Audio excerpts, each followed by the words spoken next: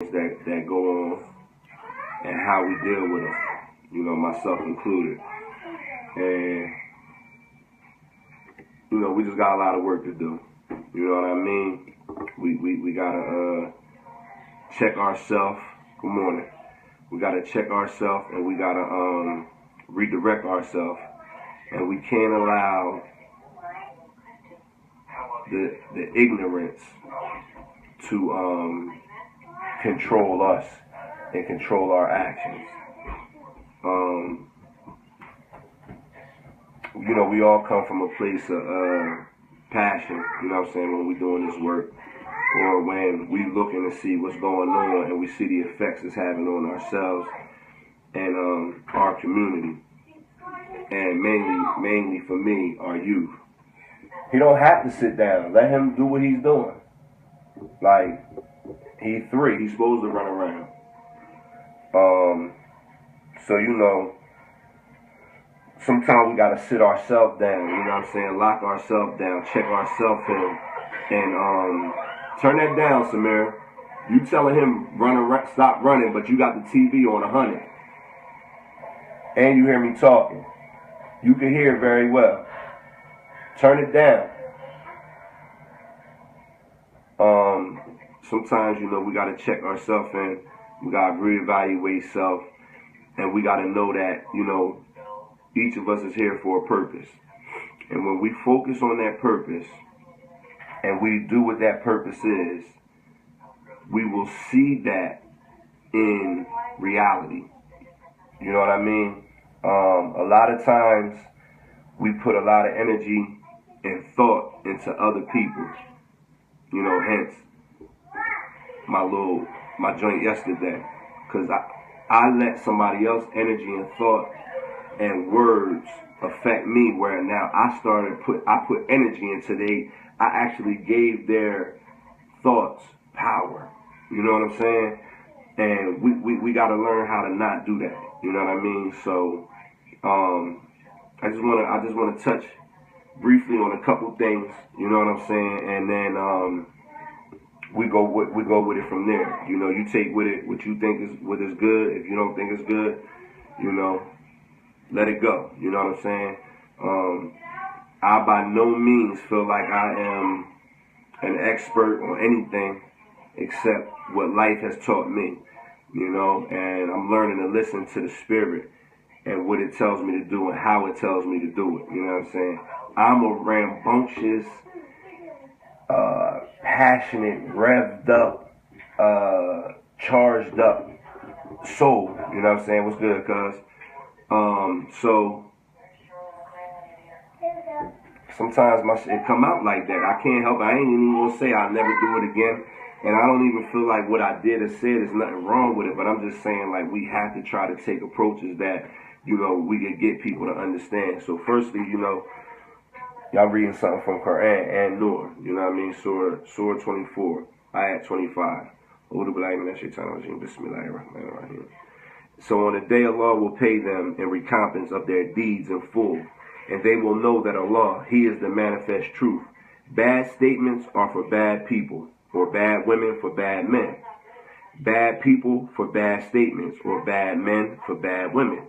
Good statements are for good people, or good women for good men, and good people for good statements, such as good men for good women. I hope you understand. Such good people are innocent of every bad statement which they say. For them is forgiveness, and Rizqun Kareem, which is generous provisions, i.e. paradise. You know what I mean? So then, I'm going to give y'all something from here, man. The New Jim Crow. If you don't have this book, please go get this book by Michelle Alexander. It is a drink. It is a jewel. Oh, man, it is amazing. But briefly, she's speaking on how mass incarceration and things like that work. So when you tie these things in, what's up, Samad, Salam Alaikum, you know what I'm saying? Peace to everybody. When you pay attention to this and you look at this, you can see how a lot of these things align and how it is geared to affect us. You know what I'm saying? The black man, woman, and child, you know what I'm saying, and family. So it says precisely how this system of mass incarceration works. to trap African Americans in a virtual and literal cage can best be understood by viewing the system as a whole.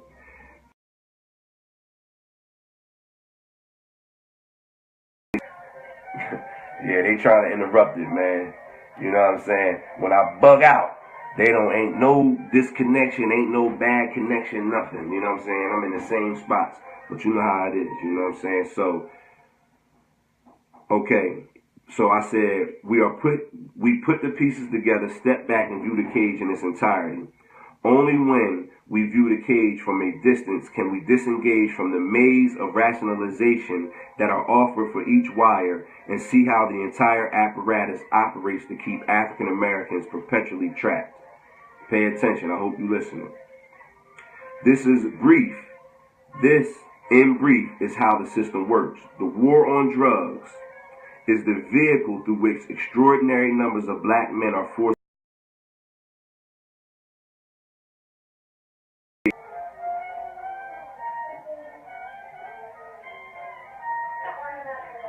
Yeah, so, you know, Facebook is funny, man. My joint don't never do this, you know what I mean? But because I'm trying to give out some information to help bring clarity to our condition, it's going to keep fading out, trying to get service, you know, all this nonsense, you know what I mean? So, like, this is all, you could see this and you could understand this, and you could see how, you know, they delete particular videos, you know what I'm saying, when it's something that may spark something inside of us or enrage us in a particular way, you know, they delete it and you got to keep putting it up or shit, you know what I'm saying? So, like, this is a strategic way, you know, that is developed to cause dissension and also to interrupt the information from getting to us, you know what I'm saying? You know, when you feed knowledge, they don't want that, bro. I know, man. But listen, I ain't gonna stop. And I don't care if you go off and don't watch live, it's cool because it'll be on Facebook and you can watch it. You know what I mean? So, like, I don't be worried about how many people up there. Where is that? Right there? I don't be worried about that. But anyway, I said it's 3 distinct stages on how they implement this system. You know what I mean?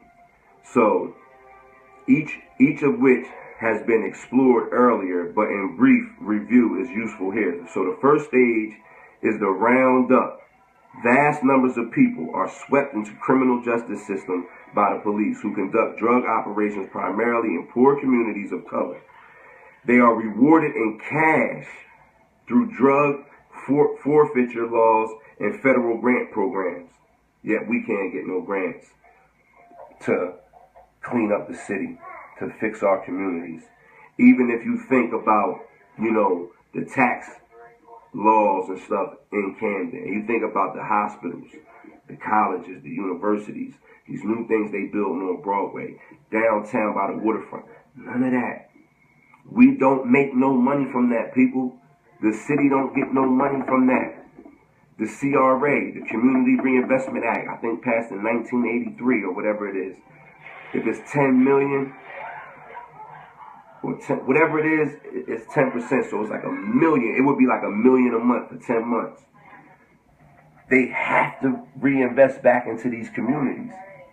But we on here talking about who doing this and this one ain't doing that, well, why they doing this, and we bickering, right, and we fighting, and the whole time from this and all these other things is just steady building up on us, right, pushing us down like this, and then you get, no disrespect to our Mexican, you know, families and the Arab families, the Asian families, and all, and you see, and they come and they just prosper. You know what I'm saying? Because they don't deal with this post-traumatic slave disorder that we have. They don't deal with that. You know what I'm saying? So we have that. We don't believe it. We won't admit it. But yet we hate each other so much, even in love. So let me get back to the point. So they get they get money from the forfeitures. They get federal grants in these programs for rounding up as many as possible. And then they operate unconstrained by constitutional rules of procedure that once were considered invalid. Police can stop, interrogate, and search anyone they choose for drug investigations provided they get consent. Because there is no meaningful check on the exercise of police discretion, racial bias are granted free rein. In fact, police are allowed to rely on race as a factor in selecting whom they stop and search, even though people of color are no more likely to be guilty of drug crimes than whites, effectively guaranteeing that those who are swept in the system are primarily black and brown. Now, I pay attention, right, when I'm in the street and I see these white people, right? Clearly drug addicts. They could walk freely. They could go up and down Mount Ephraim, Haddon, Broadway, Kane, Federal, Mountain Pike, wherever. But if 3 or 4 of us, I remember one time I was walking in Merchantville and got stopped on foot by a cop and asked me, where am I going? I said, you kidding me? Now, if we do this right now, make sure you straight, no warrants, this, that, and the third. Go walk around out Cherry Hill somewhere. Go walk somewhere in Voorhees and watch if don't no police pull up on you and stop you and ask you where you going. What are you doing out here? Who are you visiting? But they could come in our city, take their parents' money, take their family money. One time I witnessed with my own eyes a white lady on Haddon, straight telling, when they pulled her, when they did stop this particular one because she was a junkie to the fullest. When they started asking her questions, she told them where she was at, who house it was, told them the dude's name. Boom. They left her sitting on the ground. Boom, pew. You could ask Yig. Yig was with me. Dumped out her needles and all this. Let her go. Went to go down. Down there trying to go find where she got it. That's the problem. Where she got it. Not the fact that she out here getting high, looking a mess, walking up and down our streets. That's okay. But the problem is the man where she got it from. But then I'm going to give y'all another one. We don't got no boats. We ain't operating the planes. I don't know if y'all ever watched Cocaine Cowboy and seen how the feds, the government, the CIA was dropping this shit off in the hood. Getting caught, like, oh, I work for the CIA. Oh, I work for the feds. Right? No problems, no issues. Let them go. Now, a lot of this ties into the post-traumatic slave disorder we got. You know what I'm saying? And then a lot of us, we don't want to deal with that. We don't want to face that fact. We want to continue to sweep it under the rug. You know, my generation, we wasn't taught really too much about that. We wasn't really taught too much about the Civil Rights Act and, you know, those things. You know, we seen what we seen on TV. The same shit that come on for Black History Month now was the same stuff coming on when I was a kid. They give you the same little piece. You have to go. You got to go in these. You got to go. Now you can go here. You know, we got these, but it's information in these. We got to go in and we got to get this information. We have to. It's incumbent upon us. It's our responsibility because we got to show the youngins the reality of what's going on. We got to break this chain of this mental slavery. I don't know if y'all ever read the book Breaking the Chains of Mental Slavery by Naeem Akbar. It's only about 20, 30 pages. Amazing book. Changed my life in the early 2000s, late 90s. I read that and I was like, whew. You know what I'm saying? You know, what we need to do is get copies of that. And we need to start giving it out to these young boys, giving it out to these young girls. And don't stop having this fear that if we teach our youth the truth, that we're going to be considered radical or we're going to be considered Pantherish or whatever. We can't be worried about that. We have to know that it's okay to teach our kids the proper information. It's okay to teach them about finances. It's okay to teach them about banking. It's okay to teach them about the terrible, treacherous acts that was applied upon us through history.